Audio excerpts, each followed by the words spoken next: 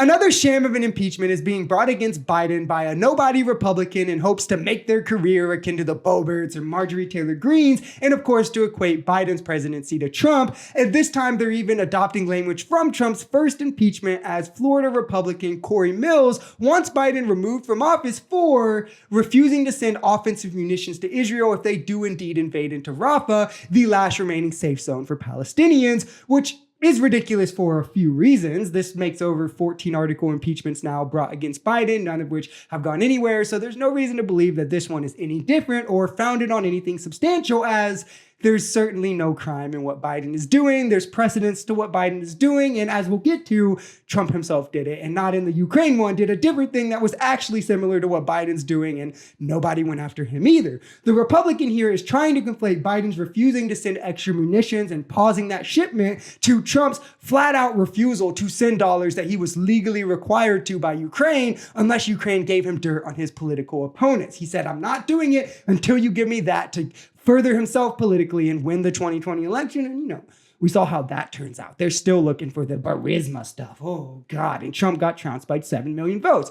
While Biden is still ensuring that Israel gets the dollars that were appropriated by the supplemental that Congress passed, he's just doing so without supplying offensive weaponry and delaying the shipment now as they are, or as Israel forces are on the border of Rafah. And part of his issue with this may be that Corey Mills, the Republican, owns munition companies that sells munitions to foreign governments, and he refused to publicly admit which ones, so it could very well be ones that sell to Israel, and this could then hurt his business. It's also interesting to note that Corey Mills is one of the, I think, 24 Republicans that voted against Israel aid both times that it was in Congress, both when it was attached to Ukraine aid, so he could use that excuse, but he also voted against it, one of the 14 Republicans, when it was just Israel aid, when it was a standalone bill for Israel aid. So who knows what his bone to pick is, because it's not like he's like the Zionist type Republican. No, he just wants something to add to the list of MAGA talking points when it comes to Biden versus Trump, without realizing that in doing this, he's disregarding their entire defense of Trump's first impeachment,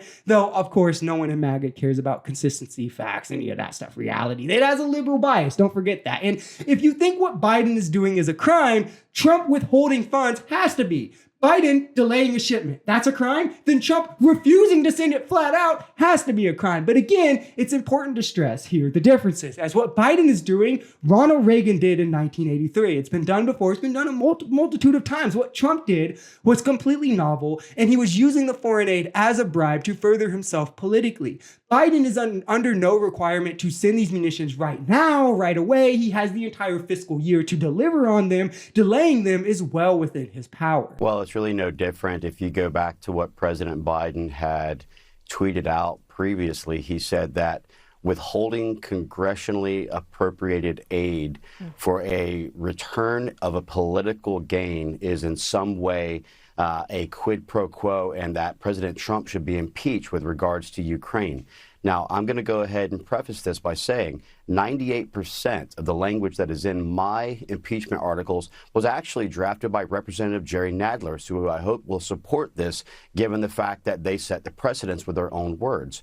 But the reality is that when you're trying to withhold humanitarian or any type of congressional appropriated aid for the purpose of political gain. Okay, so this is such a stretch, but to give credence towards what he's vaguely motioning towards, maybe if Biden permanently withheld this aid, like after September, after the fiscal year, he could possibly find himself technically breaking the law, though even there, he's not doing it for political reasons. He's doing it for humanitarian reasons. It makes it a much different beast, and it could very well fall under presidential immunity, not the assassinating your political rival immunity that Trump wants, but actual presidential immunity. The funds in question under Biden were again approved for this fiscal year, which does not end for multiple months. He can pause these shipments as long as he wants until then. He could space them out, sending little here, little there, use them for Iron Dome rather than artillery shells, munitions, 2,000-pound bombs. Not only Ronald Reagan did this, George Bush did this, and Trump himself did this once, where it was not even disputed. While Trump,